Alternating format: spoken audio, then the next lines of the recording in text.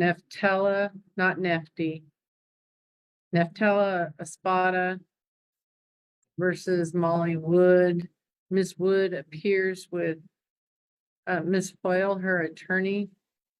Mr. Espada continues to be self-represented. This is Butler County District Court, case number 2025 DM 166. This is a paternity case. The Camden is at least 14 if he hasn't turned 15. 15. But apparently the parties co-parented sufficiently, or the truth of the matter is there just wasn't a paternity case filed until July of 2025. And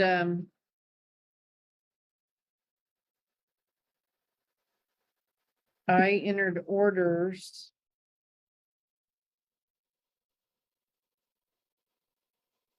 for mediation that was unsuccessful. And then I ordered them to go to domestic conciliation so that I could get recommendations. And I think I wanted something from the family therapist. Our last hearing, though, was 8/14 of 25.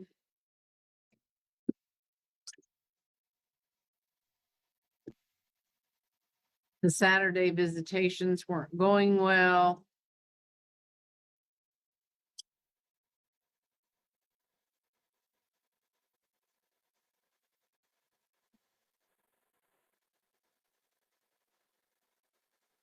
I ordered them to go to Dawn Beffert for domestic conciliation. Overnights with mom on Saturdays. Dad to forward counselor's information. Mom to sign a release with family therapist.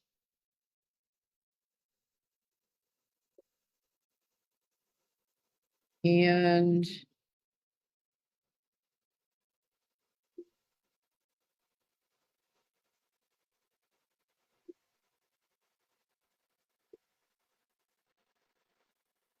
I don't know what all you've received, Ms. Foyle. This morning, I received a letter from Camden, which I did not request, and some grades, which aren't great, from Mr. Espada. I hope you received those. I did not. They forwarded them on the email as well to her. Okay. Yeah, I haven't received them if you were talking about forwarding them to me. No, Yes, to Ms. ma'am. Foyle. Oh. I'm looking at the 8/12 of 25 Meadowlark Counseling report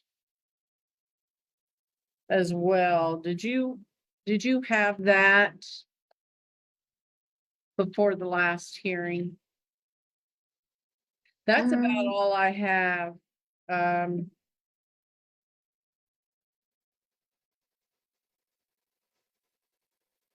So, Ms. Foyle, is there any additional evidence you wanted the court to review or that was available? Your Honor, I don't have the grades or the letter from Camden. Amy, would you forward those to her, please? And I can present evidence of the text messages for the visitation at this time, but they're still not going very well. In fact, there has been the last 3 scheduled visits have not occurred. And I can report that I did speak to Don Befort, the domestic conciliator, and to get that started and set up. I had reached out to her previously and finally got a response back yesterday. So she's got a schedule on that. Dad, I don't have any updated therapist information involving Camden. Where's that at? I should have sent it on the email today. I don't know if they go through. I email through my phone, not a laptop, so I might have a little trouble with that. But I mean, I tried to send that to you too, as well, with all the other information. Okay, well, I think Amy printed out everything she got from you, and I don't have that, and I need that. That was ordered today. Yeah, Ms. Hoyle, I guess you're gonna have to serve him with a contempt citation if he's not following the court's order on visitation, and we'll have to have a contempt hearing. The judge's patience starts wearing thin. Concerns shift toward compliance issues and repeated visitation problems. Strong warnings are delivered as the court emphasizes. Your Honor. Yeah, sure. I don't know what to tell you, Mr. Spada, but I granted you residential Yes, sir. even though you enrolled him against court orders or where you weren't given permission in Hutch, you've stayed in Hutch. I've given mom some time. I've emphasized how important it is for kids to work through issues with their parents, and that he needs to have time with both parents and not be estranged from one or the other. And he wasn't supposed to be involved in the litigation. He's And not involved with that. That was from his therapist. Said that was something you should do. And Your Honor, when I did the visitations, she had her overnight.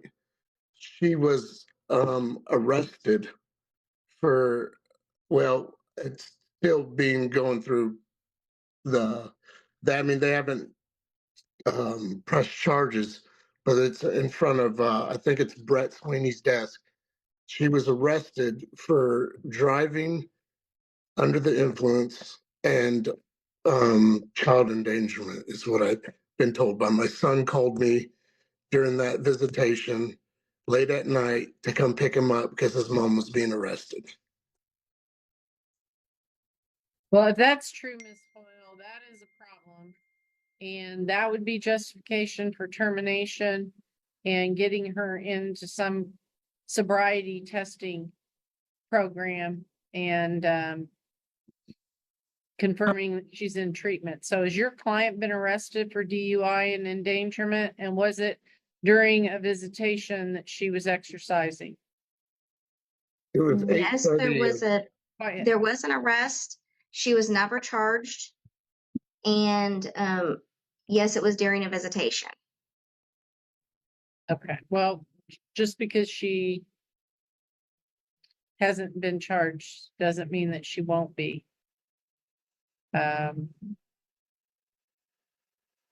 So we've got a problem. Judge, I got arrested for driving on suspended is what it was. The person I was with was intoxicated, and I felt like I was in a catch-22. Me and my kid in danger, or me drive knowing I shouldn't. And I drove, and when I got pulled over, I told the officer not to let her drive with my child in the car because she was intoxicated. That was why I was driving. That's when he arrested me for child endangerment. The DUI, because we watched her get out of the car, almost fall over, try to get in the car, couldn't get in the car, and he let her drive off with my children. And my child was in the car and I lost Okay. it on him. Well, I can't imagine that, but it should be all on his lapel mic. It should be all on his body cam. I would suggest you get a lawyer. It is, Judge. I had court 5 days after being arrested and no charges were filed. I went to court and it was no charges. You're free to go. All right. Well, it sounds like it's still chaos in your life. And he doesn't like it.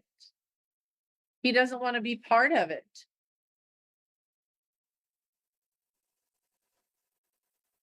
Uh, Your Honor, I did Well- try to give her visitation last weekend. I thought maybe I'd give her a chance. And I messaged and to see because apparently she moved. So I just wanted to update on her address. So I just felt comfortable giving her the visitation. And her response to me was, you need to get it from my lawyer. I emailed her, which I probably should have, but it was, I wanted him to see how it went this time. But she wanted me to get it through her lawyer, and I said that I didn't feel comfortable giving her the visitation without knowing the address where I'm going to leave my son. Okay, Ms. Hoyle, Judge. has your client moved? Okay, both of you need to be quiet for a minute. Ms. Hoyle, has your client My moved? client has a mailing address that's different than her physical address, and I think that there was some confusion as to where she was living, but I did send that over to him as to the specific address. I do not believe that she's moved.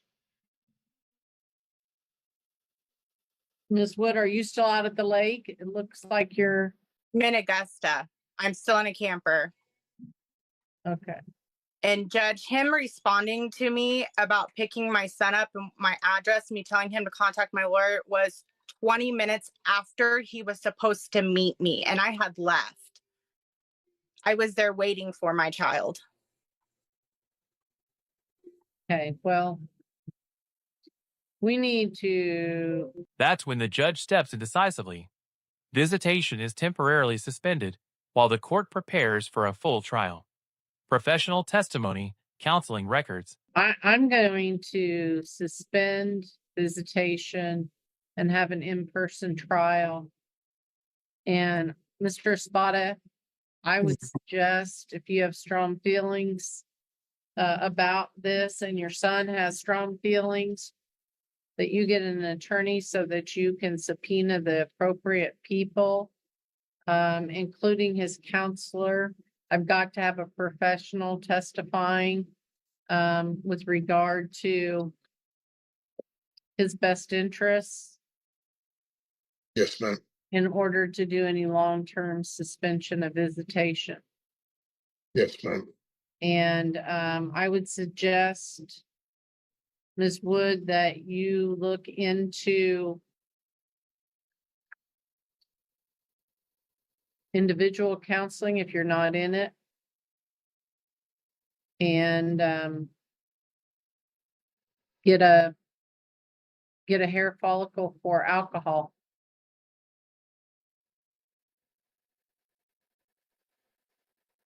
And we'll see about some sobriety testing.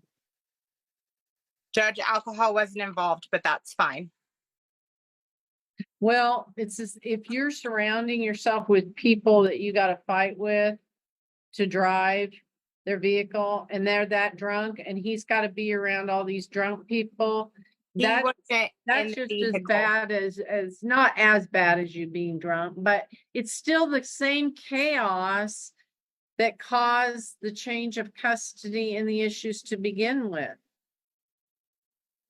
Judge, the chaos isn't, this is different than what changed or what caused him to get my child. The reason I'm in a camper is because I could have gone to a woman's shelter with my children because of the situation I was in with my mother. And instead I had an opportunity. I understand that. I understand that you've had some significant problems and I wasn't blaming them all on you. But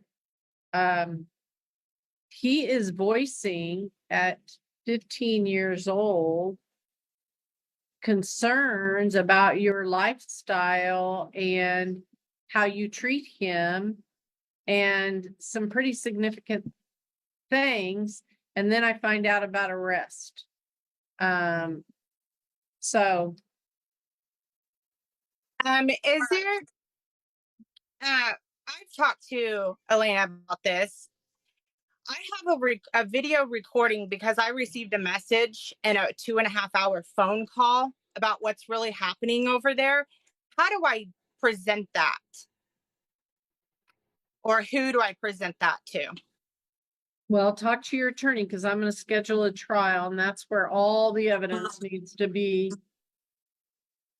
exchanged in advance and brought to the courtroom. All right, I'm going to look to see if we can make this happen in 25.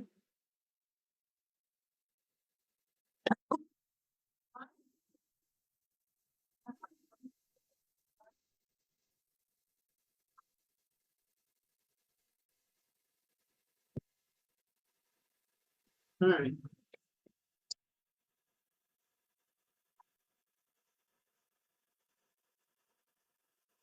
Mr. Espada, before I forget, I want your son to get some tutoring. Okay. Judge, I need that counseling information. No, no more interruption. No more talking without your attorney.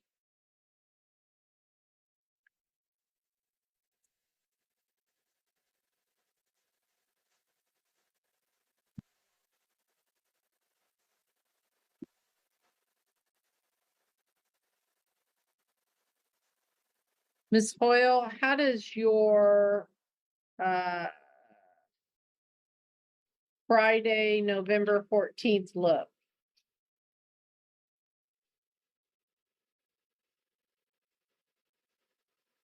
I still have it's still on the calendar. I think it's supposed to be going away, but I've got a hearing in the Veterans Court Okay. that Friday. I'm hoping that one kind of gets bumped, but it hasn't bumped. They just sent an email that they didn't bump it. Okay.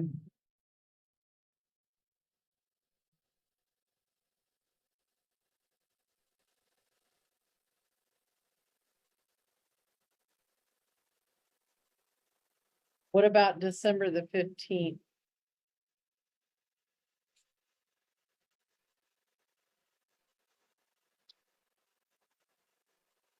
I have a hearing at 2:15 that day. Otherwise, I can be available in the morning. You have a what? I have a 2:15? 2:15 hearing. Okay, where's that at? It's on Zoom it's in front of Judge Journey. A trial date is finally selected, signaling that informal efforts have reached their limit. The court lays out expectations for evidence, witnesses, and testimony. In Okay, Sedgwick County. okay. So you could do it from here if you have your computer and stuff, in one of our Yes. rooms. Okay. All right, I'm going to schedule this case for trial Monday, December the 15th at 9 a.m.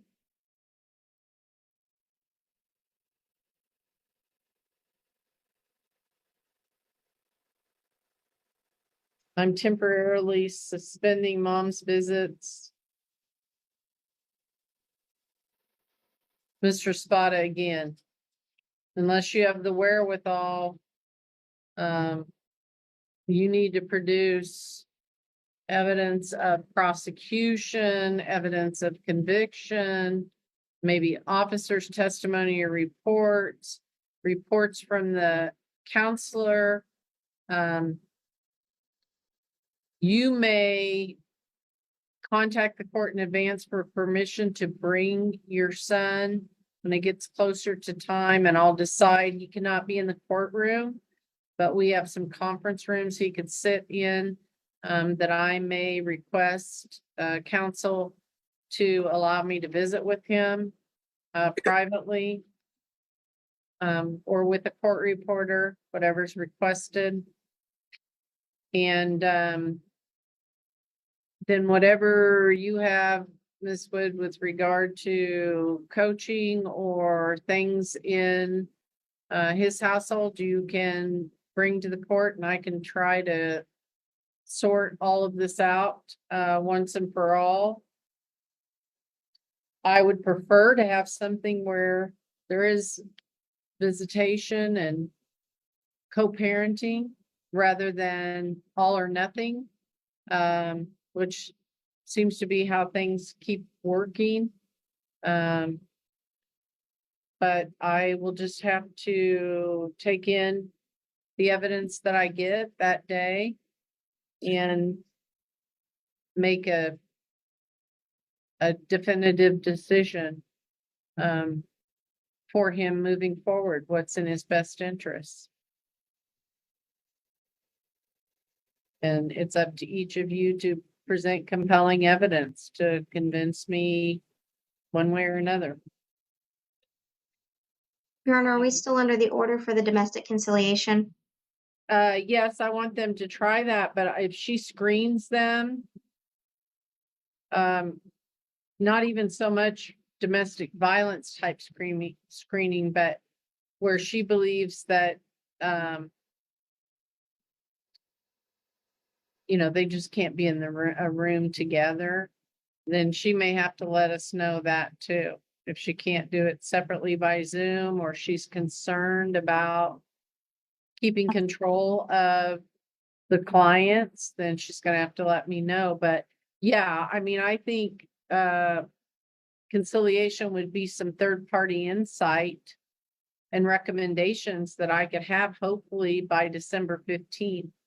If both parties participate, which I ordered them to do, and get going with it. And that person will hear both sides and do some independent questioning, and maybe talk to your son and give the court recommendations as well, which is generally helpful and generally required in most courtrooms before you have a custody trial. But I just can't seem to get a handle on this case, which is why I feel like I need to give you a trial date. And us be in person in the courtroom and under courtroom protocols. I need you to exchange all evidence and witnesses that you intend to call by December 5th. Yes, Your Honor.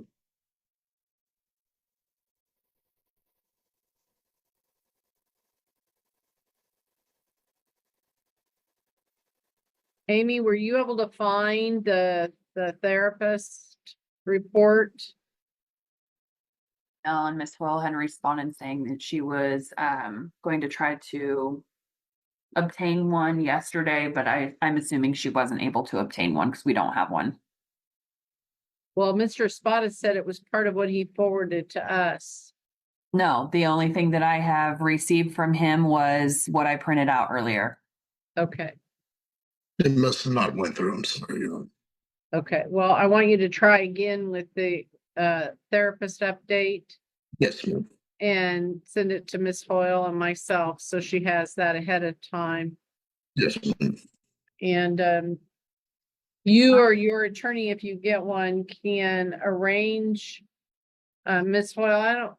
I tried to print it this morning and I think it's waiting for me to plug my computer hardwired back in to my printer so that I can see the adoption of the new court rule. But there is a court rule on requesting Zoom appearances.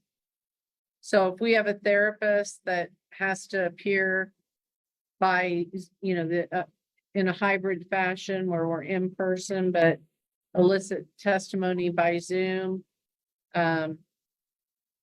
you have to follow that new procedure. But generally I do allow that upon request within reason. Okay.